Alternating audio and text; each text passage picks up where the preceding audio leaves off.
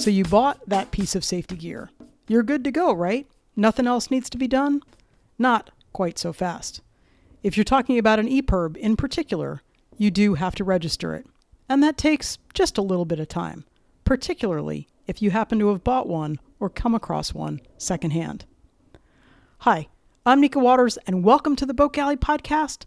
Yes, I'm talking about registering an EPIRB, particularly if you got it from someone else. If you've got questions about cruising, Carolyn and I have answers for you, and we would love to see you at the Annapolis Boat Show in October. The booth is by the Gin Barge. It's M4 and M5. It's right in between the VIP tent and the Gin Barge. Carolyn will be there most of the time. I'll be there every day from 4 to 6.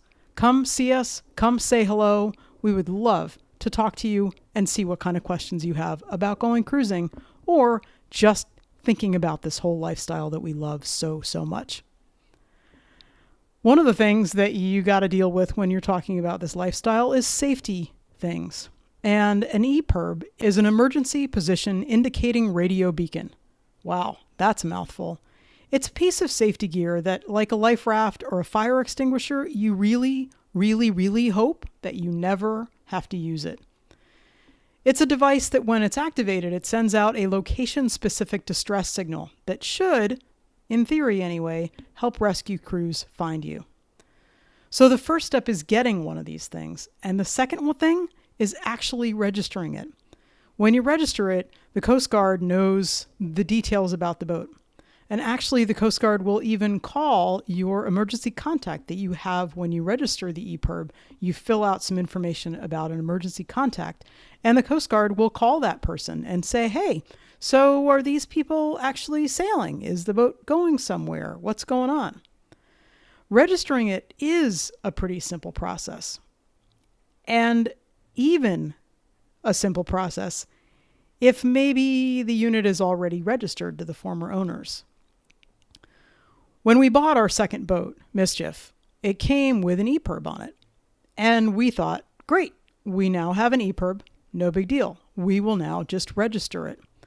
Well, when you go and you fill out the form to register it, and there is a link to that in the show notes, you'll need to have the unit that you're registering in your hands, plus the MMSI number of your boat and your call sign.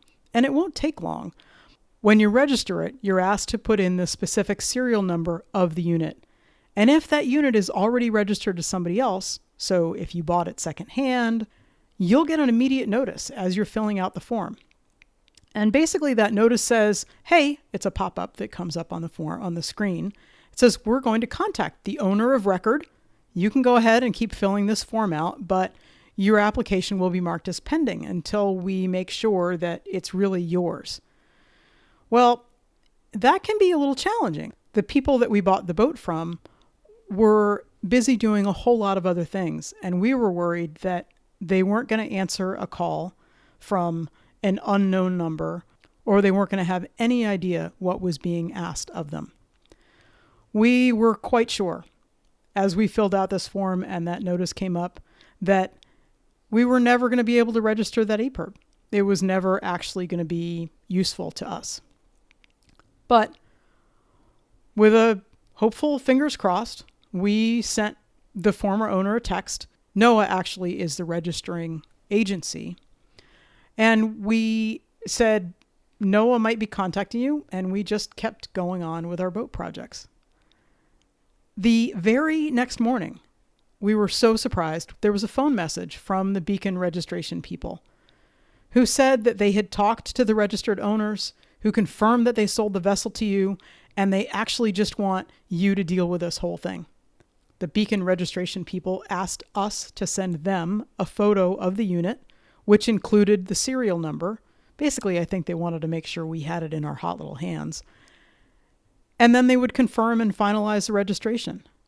Within 24 hours, we had confirmation that registration of this beacon was not pending, but it was active.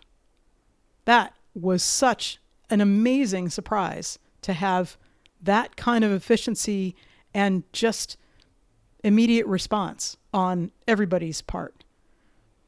So filling out the registration for your EPIRB is very simple. even if you bought it secondhand. You will be asked for 2 emergency contacts. Make sure that they know that you've listed them as emergency contacts.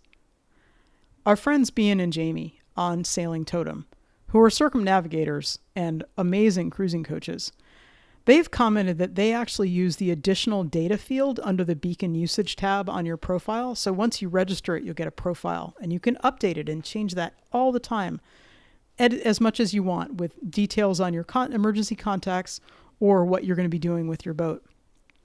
They use it as kind of a float plan, updating it regularly as they move around. And what we've done with it is we fill that out and then also send a copy of that float plan.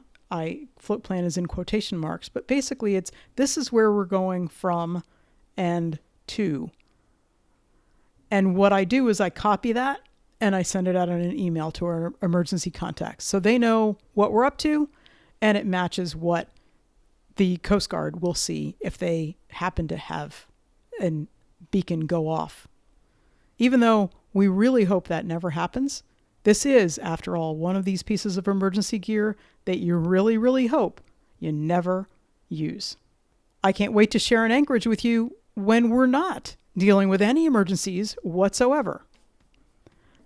Thank you so much for listening to the Boat Galley podcast. We love hearing from our listeners. We love it when you share us with your friends, and we love it when you find our information useful and let people know about that in the review. Thank you so much. Have a great week. Slow down.